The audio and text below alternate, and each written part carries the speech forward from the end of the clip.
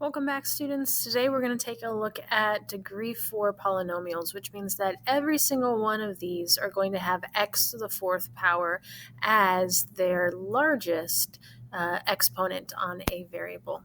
So they could have something less. So for example, here we have x to the fourth minus 17x squared, but you cannot have x to anything larger than the fourth power. X to the fourth is going to be the largest, thus making it a degree 4 polynomial, which is very important.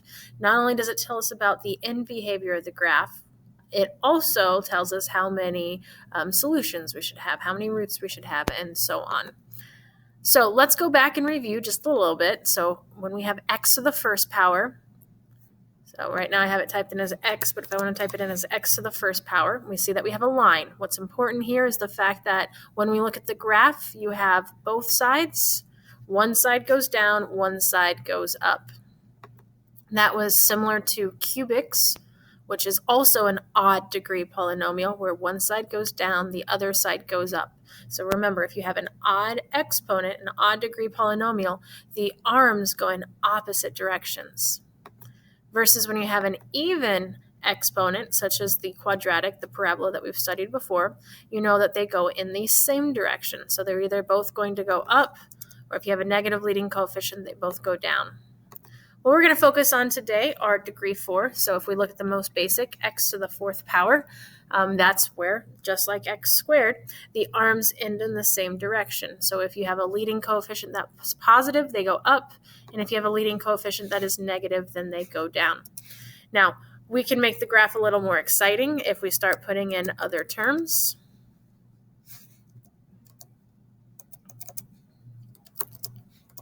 So you can play around with it. Okay, but overall, no matter what you do with the remaining terms, the end behavior of the graph does not change because the end behavior of the graph is always determined by the degree of the polynomial and then as well as the leading coefficient. So in this case, if we just look at the parent graph, f of x equals x to the fourth, the leading coefficient is positive 1. And because it's positive, that means that this graph opens up. So that means that the left side and the right-hand side, both of those arrows, both of those arms are going to go up. So they're approaching positive infinity. So a little difference than when we had the cubics where they went in opposite direction. This time, we're going to have either both be positive infinity or both approach negative infinity. Now the domain is always going to be all real numbers. Whenever you have this continuous polynomial function, it's all real numbers. That means that for your x's, so your x-axis, which goes left and right, you can go forever to the left, you can go forever to the right. You can continue tracing that graph. However, our range, which represents our y values, this is different than the cubics. It's not all real numbers because let's go back and look at this graph. So your y value, so your range, if I scroll down, I no longer see my graph. It doesn't exist. My graph doesn't exist until starting about right here. Now I start to see my graph. So just like with parabolas, there's either going to be a lowest point or a highest point on the graph. Either it's going to have a minimum or it's going to have a maximum. When the graph opens up, you're going to have a minimum, and when the graph opens down, you're going to have a maximum. And your range is going to be determined by whatever that minimum or what that maximum value is. So in this case, we have a minimum, and I'm looking at the y value. The y value is 0. So the smallest y value that's possible, if I look at my table, I'm not going to see anything smaller than this. The smallest y value is 0, and then it goes up forever, which means then it goes to positive infinity. So the smallest possible y value to the largest possible y value. The smallest possible x to the smallest possible y value. That's what x value, that's what we're doing when we do domain and when we do range. What possible values do we have for them? The rest of this is just filled out pretty much by clicking on the graph itself, and that graph is going to pop up. Desmos tells you these are the important points of the graph. So notice that for this one, there's only one important point. If I change the graph a little bit, now there are more important points. Okay, so it's just going to be dependent upon what the equation is that you are looking at. So in this case, the parent graph, it's not very interesting. It's the most basic that you can have for a quartic function. So in this case, when I click on it, there's only one point. Now this point might be several of these blanks in here, okay, but there's really only one really special point, and that is the ordered pair 0, 0. That is the origin. And 0, 0 is on the y-axis, so it is a y-intercept. It's also an x-intercept. I'm going to jump over to the maximums and minimums. And notice this time, instead of just having relative maximum or relative minimum, now we have relative, we also have absolute, and then we also have parentheses, meaning we might have more than one. So this time you're going to just have to really understand the definition of what it means to be a maximum, what it means to be a minimum. And then if it's relative, relative means those closest to it. Yes, it's the highest point, or yes, it's the lowest point. But overall, there's something higher, or there's something that's lower. Absolute means absolutely not. It's the absolute. It's the absolute highest point on the graph, or it's the absolute lowest point on the graph. No exception. Nothing else goes above it. Nothing else goes below it. So when we look at this graph, we only see a valley. We don't see a hill. We don't have any maximum points. So there aren't any maximums. There aren't relative maximums. There aren't any absolute maximums. What we have here is a minimum value. Now we have to decide, is it a relative min or is it an absolute min? So if I zoom out a little bit, do I have anything that goes below that point? No, I do not. So that is an absolute minimum. So there is no relative minimum. It is only an absolute minimum, and that is the ordered pair 0, 0. Now, the rest of this is the tricky part. It's going to take some getting used to. Your number of real roots, your number of non-real roots, and then we'll go back and talk about the zeros. So your number of real roots is determined by how many x-intercepts that you have. So there's one x-intercept, it was at 0, 0, so there's one real root. Now, last time I told you that the number of real roots and your number of non-real roots should add up to the degree of the polynomial. So these all are degree 4, so these two blanks should add to 4. So 1 plus what is 4? 1 plus 3 is what gives you 4. Now, I'm going to tell you right now that that is not possible. Anytime that you are working with roots and you're working specifically with non-real roots, and I'm going to make a big note of this at the top, non-real roots have to come in pairs. So there can be 0 non-real roots. That's possible. So you can have 0 non-real roots. You can have 2 non-real roots. You can have 4 non-real roots. That's all you can have for degree 4. You can't exceed 4. But if we were to do degree 6, if we were to do higher degrees, you could have 6, 8, 10, so on. You can have any number of these non-real roots as long as they come in pairs. So as long as you're working with an even number or 0 itself. So 3 wasn't a possibility. So that means I can't just put a 3 here and be finished. Okay, I need to figure out, is it going to be 0? Is it going to be 2? Is it going to be 4? What do we have here? Well, I know it can't be 4. The reason why I know there can't be 4 non-real roots here is because 1 plus 4 would give me 5. I can't have anything that's more than 4. 4 is my maximum because this is the degree 4 polynomial. So then is it going to be 2 or is it going to be 0? And how is it going to be something that, if these are supposed to add to 4, that I don't actually get 4? So let's go back and look at our graph. So here we have our graph. Let me zoom in a little bit. Here's our x-intercept. Okay, there should be something special that you notice about that x-intercept. And it's the fact that our x-intercept isn't just an x-intercept. It was also a minimum. It was the absolute minimum of our graph. When we had our parabolas, so think back to December when we studied parabolas and quadratic functions. When we were solving those algebraically, we figured out that we only came up with one solution sometimes, even though we were supposed to get 2 solutions. And that was when we came up with the same solution twice. It was called a double root. That only occurred when you had the vertex on the x-axis. Well, basically the same thing. We don't call it the vertex anymore because we're not guaranteed the symmetry. But whenever we have a maximum or a minimum on the x-axis, it's going to be at least a double root.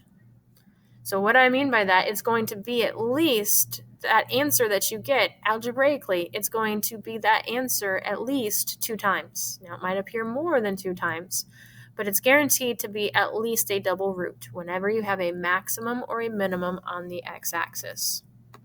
In this case, and we'll verify it later, it's going to turn out that this one root, x is 0, is actually a quadruple root. So I'm going to put that down. It's a quadruple root.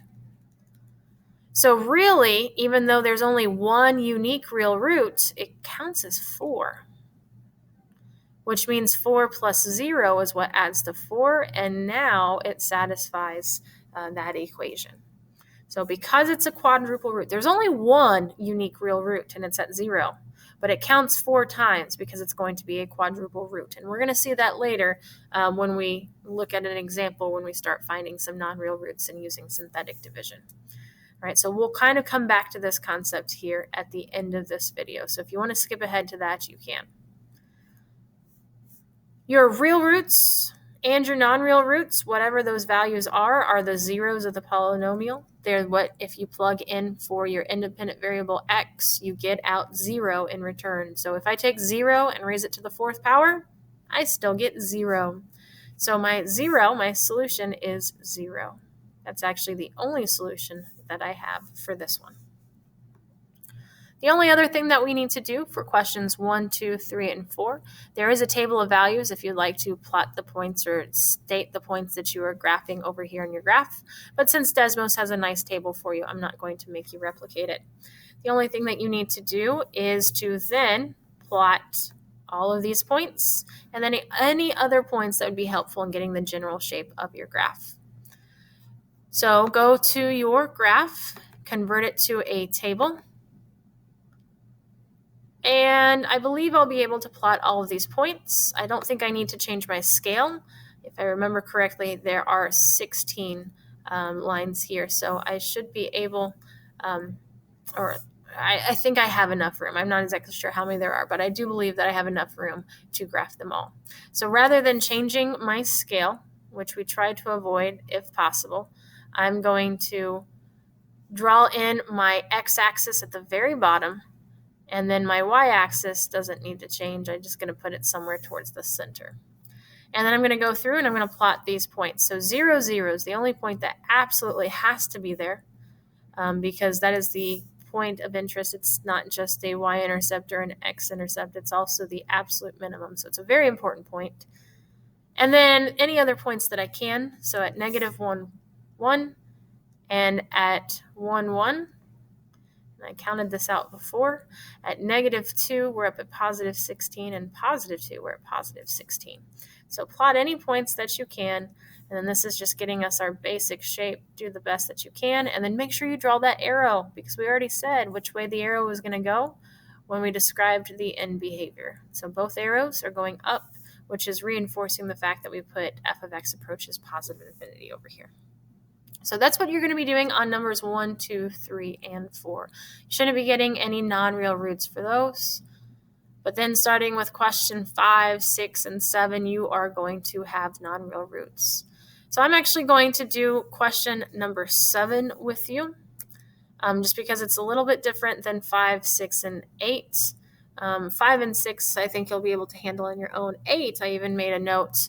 And it says that we're going to need to use a different method rather than synthetic division. So number 7 is what we're going to do together here. So first thing is I'm going to type this into Desmos and get my graph.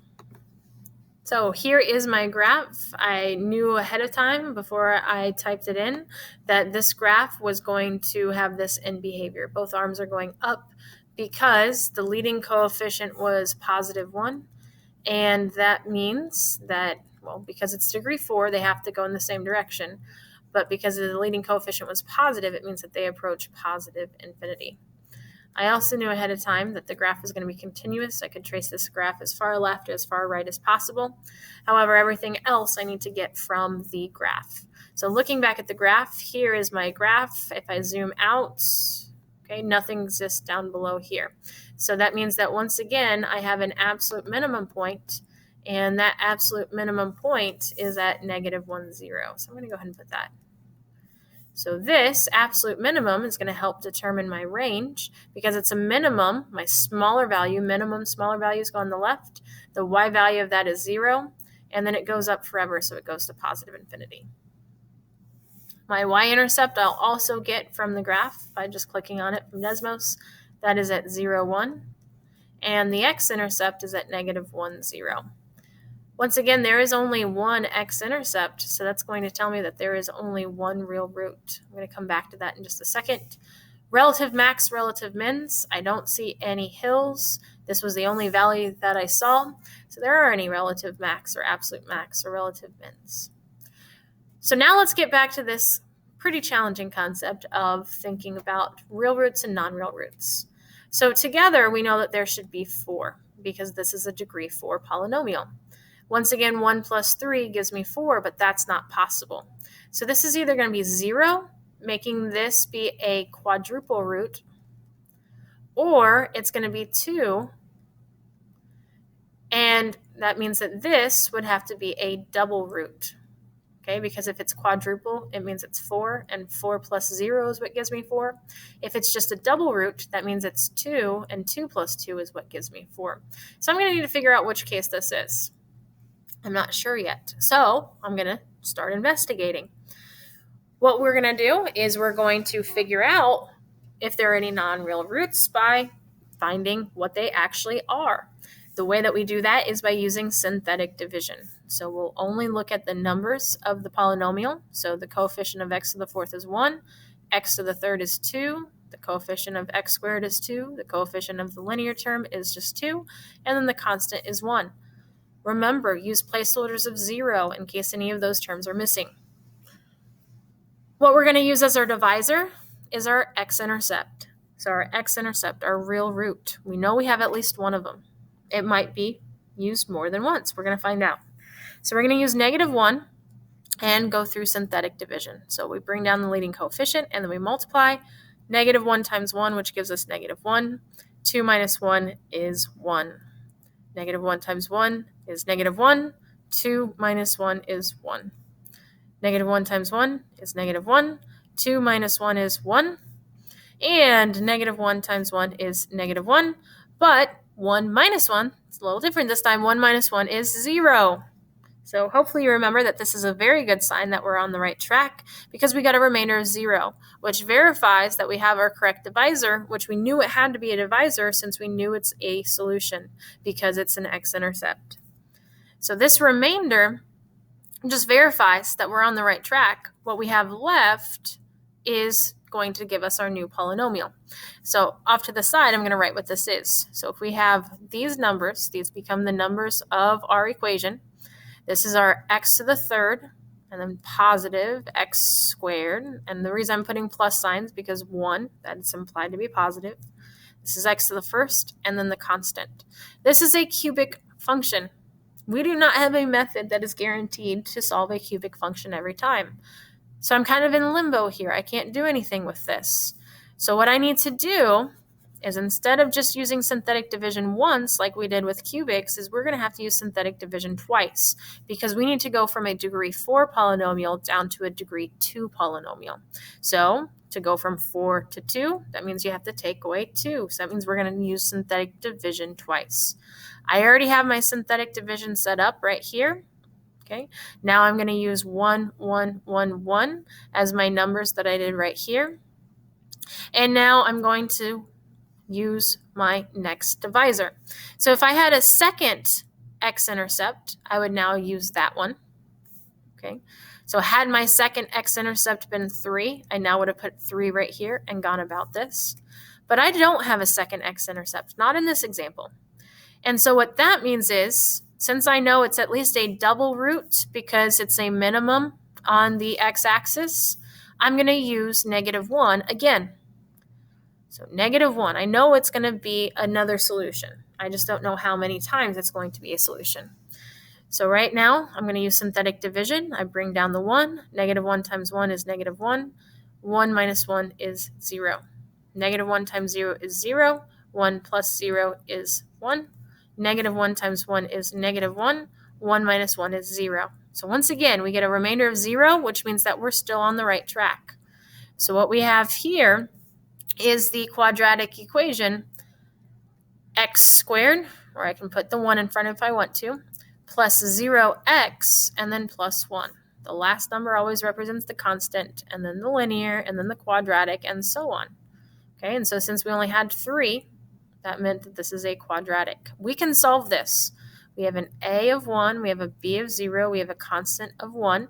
We can plug that in the quadratic formula, guaranteed that we're going to get a solution. Now, let's see what happens.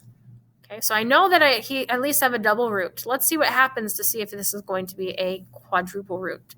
So what I would do is I would try this again. I would try to use -1 as my divisor again and see if I get that remainder of 0. So I bring down the 1. -1 times 1 is -1. 0 minus 1 is -1. -1 times -1 is 1. 1 and 1 combined to 2. I need 0. That was telling me I was on the right track. This is not a 0, which means that this is not another divisor. Okay, it's only a solution twice. So it's only a solution twice. So if you want to, you can put that it's a solution twice. So there are 2 real roots. It's the same root. Okay, which means 2 plus 2 is what gives us 4. So that means that we have 2 non-real roots that we now need to find. So what are those 2 non-real roots? Well, we have a quadratic that we can use to solve and find those 2 non-real roots. So you can solve by isolating the variable, since we have a 0 for our linear term. You can solve by factoring or the quadratic formula. So I'm going to show you the quadratic formula this time. So x equals opposite b plus or minus the square root of b squared minus 4 times a times c all over 2 times a.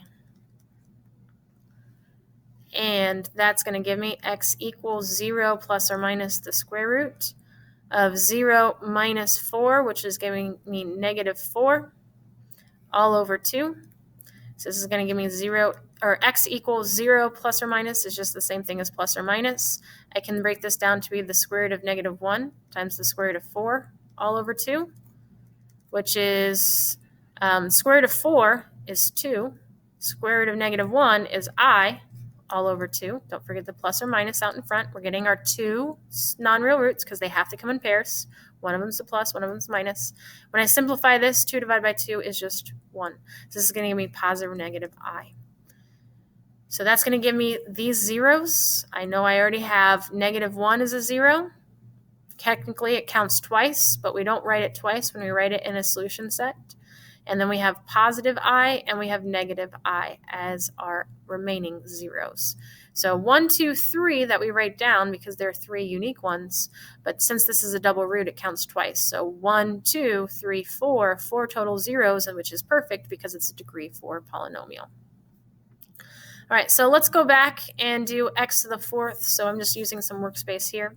So verifying x to the 4th, I said that 0 was a quadruple root. So here's why 0 is a quadruple root for it. So if I use the coefficients, so there's a coefficient of 1 for x to the 4th, 0, or x to the 3rd power isn't there, so I need a placeholder of 0. X squared isn't there, so I need a coefficient of 0. X to the 1st isn't there, so I need a coefficient of 0. And x, or the constant term isn't there, so I need a coefficient of 0. So x to the 4th could be written in numbers like this. And then if I use the divisor of 0, which was the 1x intercept that I knew, I'm going to go down, use synthetic division. 0 times 1 is 0. This gives me 0, 0. This gives me 0, 0, 0, 0 all the way through, which tells me my remainder is 0, which means that it is a solution at least once. So now I'm going to try it again. So 0, I bring down the 1. 0 times 1 is 0, 0, 0, 0, 0, 0. Once again, a remainder of 0, which tells me I'm still on the right track. So that means that 0 is a double root. Let's see if it's a triple root. So we're going to bring down the 1. 0 times 1 is 0, 0, 0, 0. Once again, that is correct. All right, so what this is giving me, what I have left, I write this as... I guess I could use synthetic division again if I wanted to. Or what I could do is I could interpret what's left. Here's my constant, here's my x. So this is giving me x plus 0. And when you solve it, set it equal to 0. So this is telling me that x equals 0. So there it is again. So 1, 2, 3, 4 times, which means that it's a quadruple root, which meant that on problem number 1, so I'm referring back to this one, we had a quadruple root, which meant that there were 0 non-real roots. All right, I hope that video helps, and it was going over quartic functions, which means degree 4.